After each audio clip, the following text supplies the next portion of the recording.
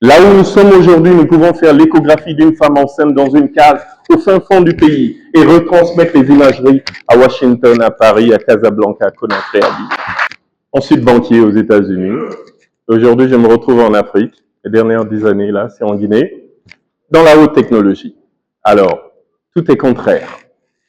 Alors aujourd'hui, je ne vais pas seulement parler de moi, mais je vais aussi parler au nom des solutionnaires africains qui sont là, sous les lumières, mais qui sont aussi derrière, qui sont à l'ombre, qui sont en Afrique et qui solutionnent les choses.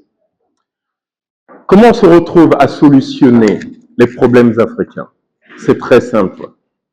Les médias ne nous font pas de cadeaux en général. On pense de l'Afrique comme un continent qui n'arrive même pas à creuser des puits, à fabriquer des allumettes, et que l'histoire de l'Afrique commence au niveau de l'esclavage ou de la colonisation. Dans plein de livres, c'est ce que nous voyons, c'est ce que nos enfants voient.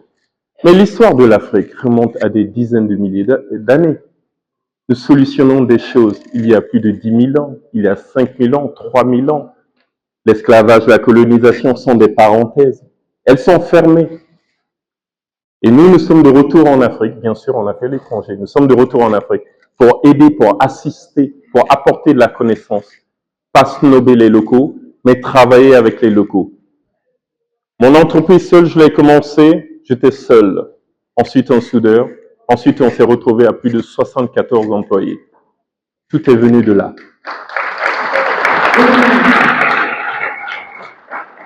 Si j'ai pu le faire en tant que juriste, en tant que banquier, me retrouver dans la technologie qui est hors sujet par rapport à ce que je faisais, tout le monde peut le faire. L'intelligence n'appartient pas seulement à une personne ou à une civilisation. Elle appartient à l'espèce humaine, je dirais même animale aussi. Les animaux aussi innovent comme nous, ou plus que nous même dans certains domaines.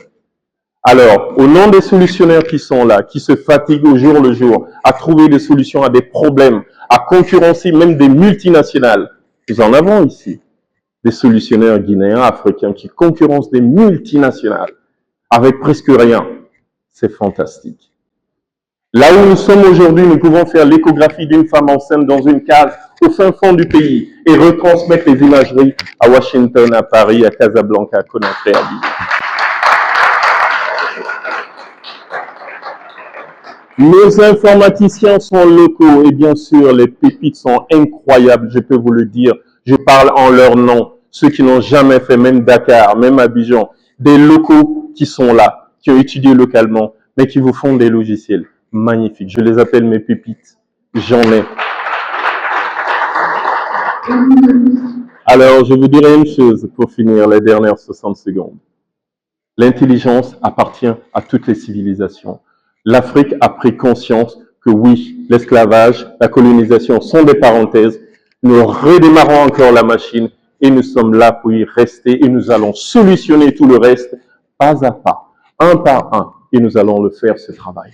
Merci.